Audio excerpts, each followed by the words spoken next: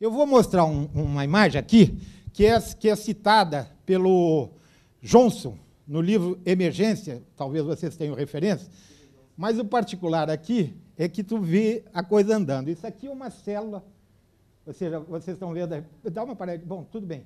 Isso aqui são uma série de... Isso, volta lá.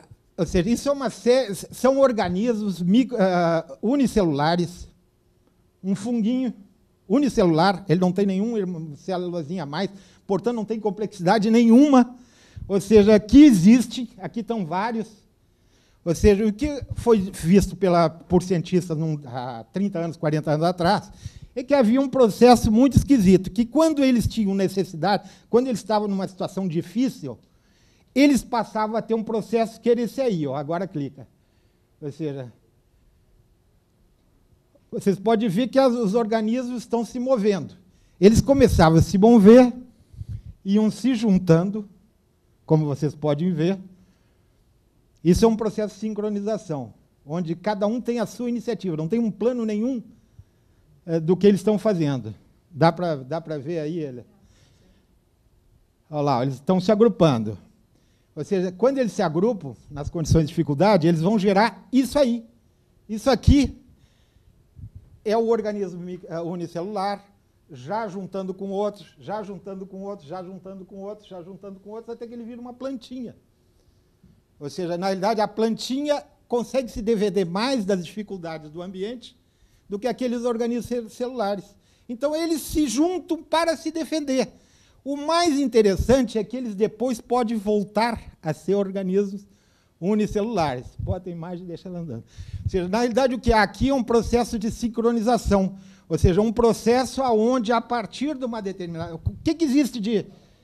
Quando se estudou esse processo, no início, a dificuldade que se tinha, ou seja, a ciência, dentro do seu modelo tradicional, ela dizia o quê? Bom, para isso acontecer, deve ter alguém que manda os organismos ir se juntando, que tem um plano, que concebe a coisa, e um chefe que diz, junte-se, você vai por ali, você segue um plano até que chega lá. Aí, o que a ciência via? Começou a tentar achar aonde estava esse chefe, qual era o processo que gerava essa dinâmica. Não chegou a lugar nenhum. Leve meu seu chefe. Ou seja, na verdade, não existia chefe nenhum.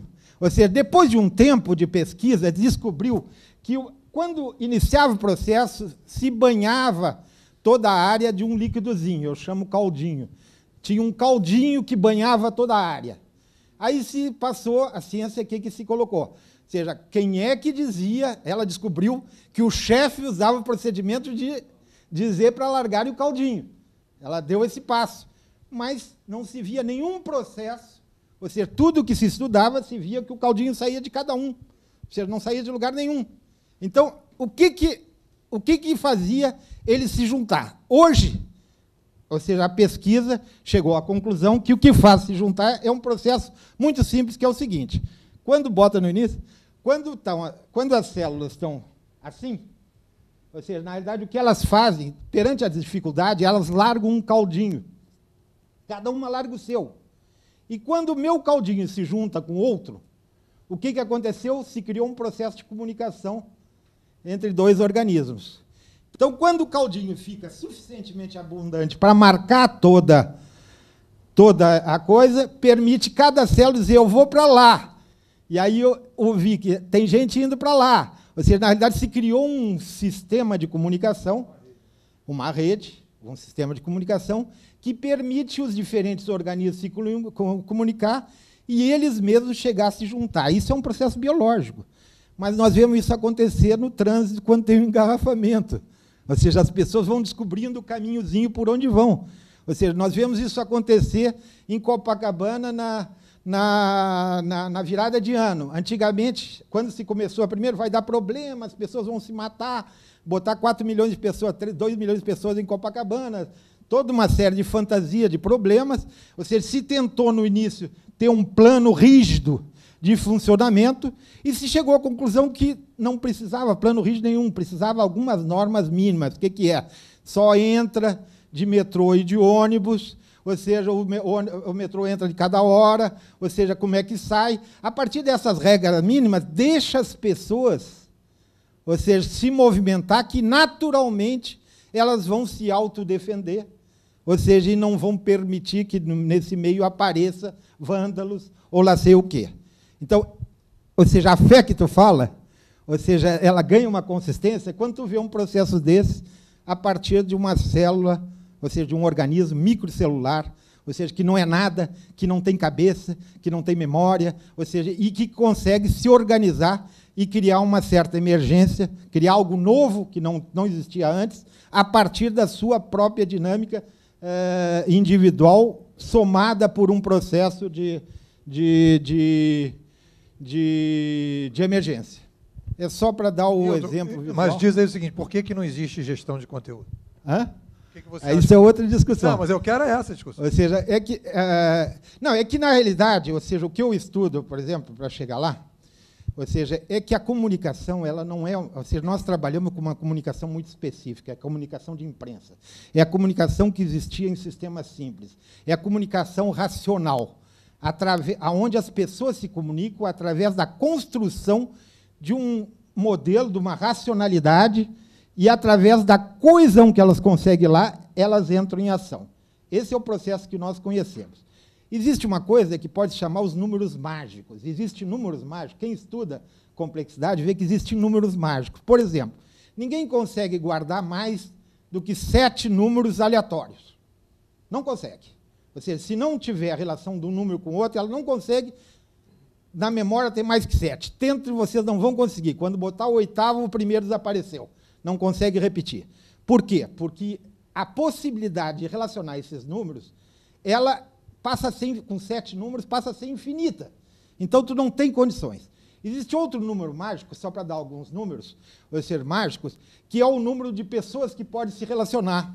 Uma pessoa pode se relacionar com no máximo 200 pessoas. Ela não consegue se relacionar com mais desses.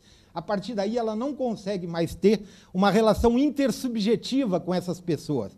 Saber nome, ou seja, guardar coisas, ela não consegue passar de 200 números. Foi a partir das comunidades com 200 pessoas que surgiram a cidade. Porque, na realidade, a partir daí não tinha mais como ter uma memória coletiva. E aí a cidade nasceu como a memória coletiva, como espaço onde se deposita a memória coletiva. Eu estou falando isso para falar que o processo racional, o processo de comunicação intersubjetivo, ele tem um limite no número, que é esse número de 200. Ou seja, a partir daí é inviável.